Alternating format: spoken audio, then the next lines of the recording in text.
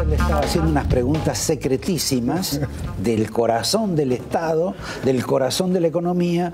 Él no me las respondió y las va a responder seguramente fuera de cámara. O sea que se las pierden. Vamos a empezar con la... Con la fácil. Con la fácil. Sí. Broda dijo, que en realidad transmite el pensamiento de mucha gente, que el dólar tendría que estar por arriba de los 22 pesos. Más allá de que mucha gente diga que esto es una pretensión devaluatoria, eso está enmarcado en otra realidad de la Argentina, ¿no? Bueno, lo que pasa es que acordate que estamos hablando de un precio relativo, el dólar respecto a los otros precios, porque si vos pones el dólar a 22 y todos los precios suben en función del dólar de 22, estás igual que antes. Perdón, es lo que ha ocurrido habitualmente en la Argentina. Por eso, entonces el problema de Argentina no es que el dólar está atrasado, sino que están los costos adelantados, digamos. Estamos caros, medidos en dólares, caro el costo laboral, cara la presión impositiva, cara la logística, caro los puertos, ahora caro todo, digamos. Ahora teniendo tan bajo el dólar, todos los activos de la Argentina son mucho más caros. Bueno, efectivamente también son más caros, efectivamente, sí, son en más consecuencia, caros. Eso de que va a haber inversiones en la Argentina es un cuento chino, ni los chinos van a poner plata en la Argentina. No, el problema, otra vez, la inversión tiene que ver con varias cosas, digamos, porque la inversión descuenta el futuro y la inversión tiene que ver con tener rentabilidad, con tener mercado, con tener una economía integrada, con tener competitividad, con tener costos laborales más bajos, con tener impuestos más bajos. Bueno, ya te dijiste como 10 ítems que no se cumplen en la Argentina. Que todavía no están. El gobierno ha prometido una reforma tributaria para después de las elecciones, de hecho, ha prometido, la está haciendo, ha prometido o la está haciendo una reforma en el marco laboral, está prometiendo también una reforma eventualmente previsional. O sea, creo que tienen claro que hay que hacer estas cosas. Después, lo que salga, no te olvides que es un gobierno en minoría, que depende Pero perdón, de otras el cosas, señor ¿no? Lopetegui, que es el segundo o el tercero de la administración económica, después te voy a pedir algo, que ya que estuviste en el gobierno, que por ahí me lo podés revelar. El señor Lopetegui el otro día dijo que no van a sacar ni siquiera una muela. O sea que la boca va a seguir podrida. Bueno, a ver, hay un proyecto de reforma... No, la verdad que no lo escuché, pero hay un proyecto de reforma positiva que dijo Duhovne que se lo había presentado al presidente, es cierto, sí. Que es cierto, además, me consta. Hay un proyecto de reforma laboral que está en el Ministerio de Trabajo y que tiende a blanquear el trabajo. Ahora, una situación de una reforma impositiva con el déficit y el gasto que tiene la Argentina. ¿Me podés explicar cuál es? Es que eso te lleva... No te hago la pregunta, contestala solo. Eso te lleva a mirar el lado del gasto, digamos, ¿no es cierto? Claro. En la Argentina... Pero si no querés sacar ni siquiera una muela, ¿de qué reforma impositiva me decís que vamos a hacer? Bueno, no me preguntes a mí. Cuando no, bueno, vos tuviste algo más que ver que yo. Quiero decir que cuando se anuncie el proyecto lo podremos discutir y armar y revisar y eventualmente corregir y debatir. El problema es que la Argentina solo hace cambios importantes cuando tiene un trauma.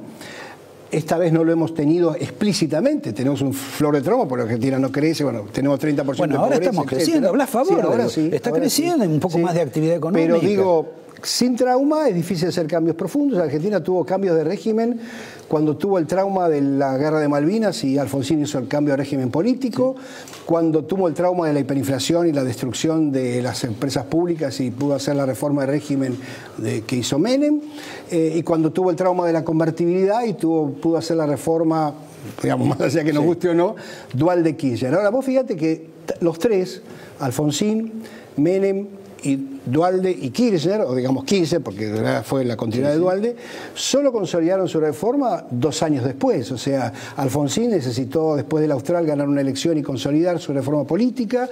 Menem, que empezó la reforma en el 89, necesitó en el 91 la convertibilidad. Kirchner necesitó ganarle a Duhalde 2 años después para consolidar su propia reforma. Bueno, me parece que el presidente la pasó bastante bien en los primeros 2 años. Kirchner, bueno, lo que pasa es que heredó una situación bueno, pero entonces... quiero decir que su reforma populista la consolidó a partir de ahí, y creo que el presidente, ahora se cumplen los 2 años, bueno, tendrá la posibilidad de, si le salen bien las elecciones o si resulta razonable, presentarle al Congreso y a la sociedad argentina un conjunto de reformas que impliquen un cambio de régimen en serio, ¿no? Por lo visto vos crees en eso. Pero podría ocurrir un trauma, ya que vos lo mencionaste. Por eso te digo, podría ocurrir el trauma de que gane Cristina en la provincia de Buenos Aires, con lo cual el mercado haría el ajuste.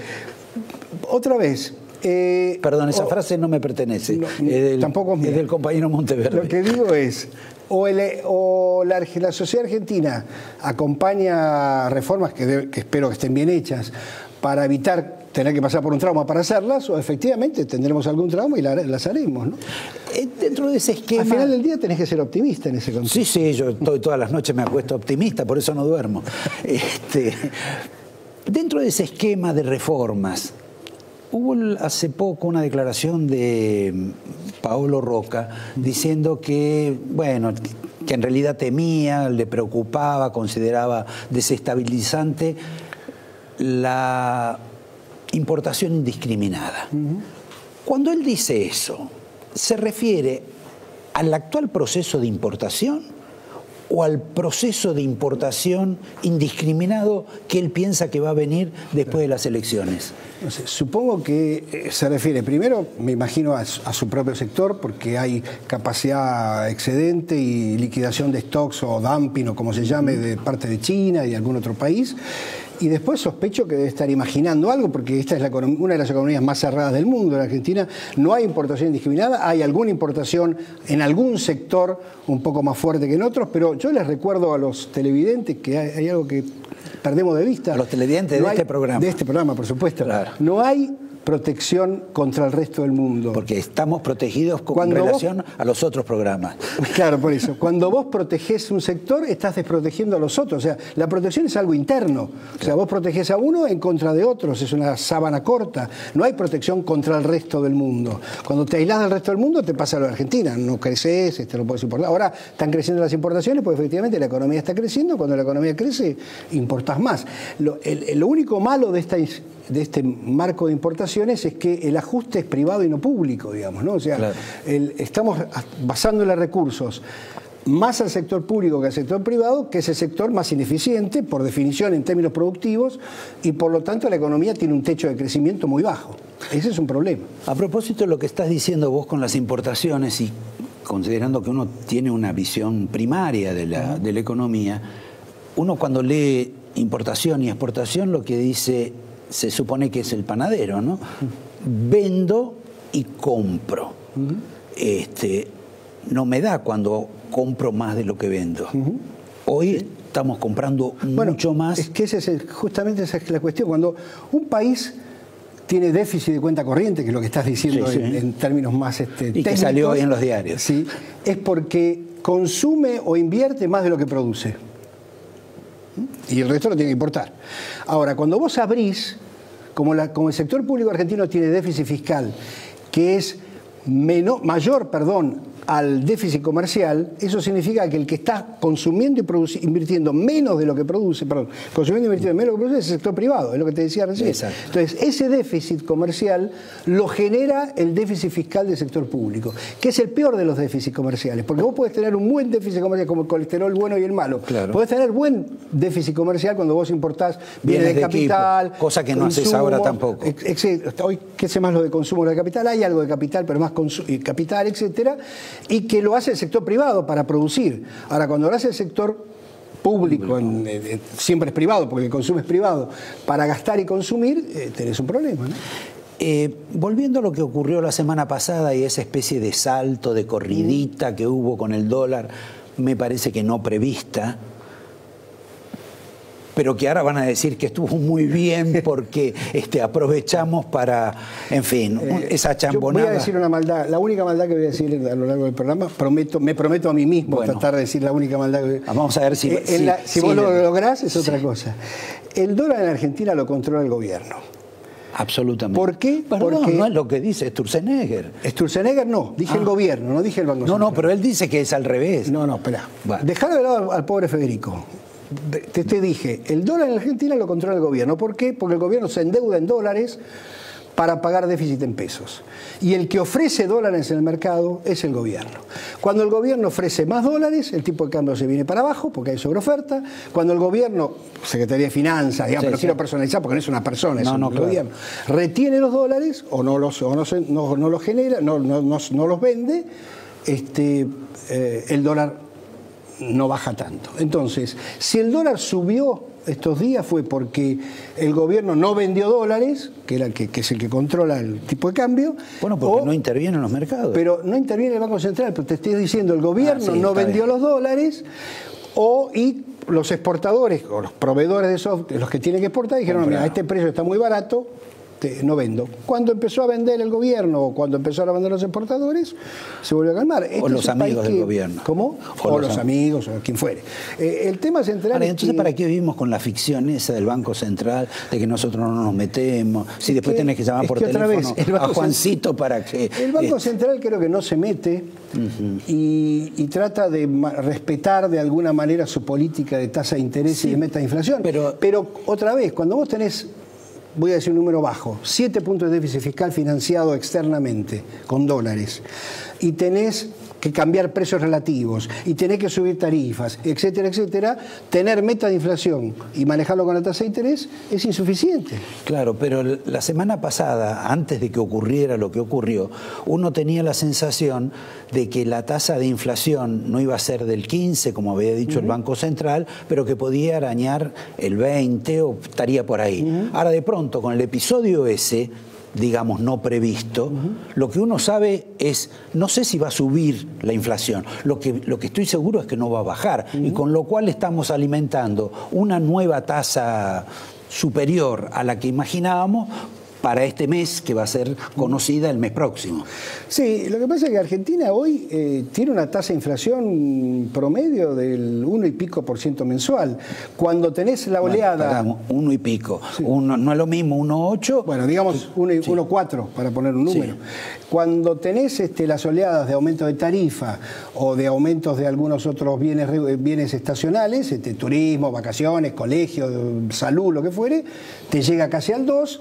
Cuando hay meses un poco más tranquilos porque no tenés ninguno de estos aumentos, baja un poquito a 1,2, quizás llegue al 1 y algo. Ahora, quebrar esto implica otra vez un cambio de régimen importante que Argentina todavía no tiene. Ahora, yo te pregunté por lo que había dicho... Bueno, no me acuerdo. Lopetegui, creo. Lopetegui, lo que había dicho Broda, etc. No te pregunté por lo que dijo esta señora, que no sé si es de Stanford o de MIT, que dijo que el problema de la Argentina, la señora Elisa Carrió dijo, es la inflación core.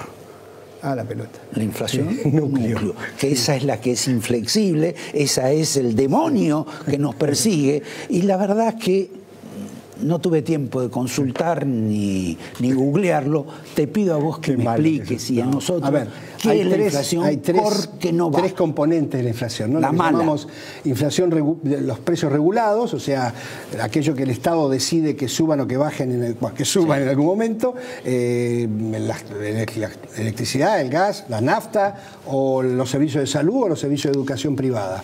Después tenés precios estacionales, la fruta, la verdura, el turismo, como te dije antes, la ropa, porque cambia cuando cambia la temporada, y después tenés todo el resto de los precios, deben ser el 60 y pico, 70% de los precios, que es lo que la política monetaria controla, digamos, ¿no? Es decir, lo que es decir, Sturzenegger, si mañana el gobierno decide subir el precio de la electricidad, no lo puede combatir con política monetaria, digamos, él maneja la inflación núcleo. Esta inflación núcleo efectivamente está siendo muy difícil de doblegar porque está en un proceso de cambio de precios relativos que no terminó. O sea, Argentina entró a este modelo, o a este esquema, mejor dicho, con tarifas atrasadas, con dólar atrasado, con muchos bienes que habían subido por debajo del promedio y muchos servicios y bienes que habían subido muy por arriba. Reacomodar eso y simultáneamente querer bajar la tasa de inflación, etcétera, etcétera, es complicado. Bueno, Enrique, te agradezco. La verdad que prefiero la definición de la señora Carrió. Bueno, la inflación Lilita core, siempre superior a mí en estos temas, sin duda, sin duda. Dijiste que ibas a decir una sola barbaridad. No, lo dije sinceramente. No te pregunté por cómo te fue desde que te fuiste del banco, pero ¿todo bien? Mis amigos dicen que tengo mejor cara porque en vez de trabajar 24 horas por 7, trabajo un poco menos, pero yo no me miro poco al espejo, así que no te puedo. Yo tengo un amigo también que pasó por el área económica y que lo veo ahí como agarrado de las rejas, esperando que alguien ponga una ganzúa y lo habiliten para entrar. ¿Vos en ese caso cómo estás? No, yo no tengo, como digo siempre, yo no tengo una relación afrodisíaca con el poder. Me pidió Carlos Melconian que colaborara con él en el banco y con mucho gusto trabajé con él. Trabajé con él porque además el presidente era Macri, si hubiera sido Scioli no lo hubiera hecho por más amistad y respeto profesional que tengo por Carlos.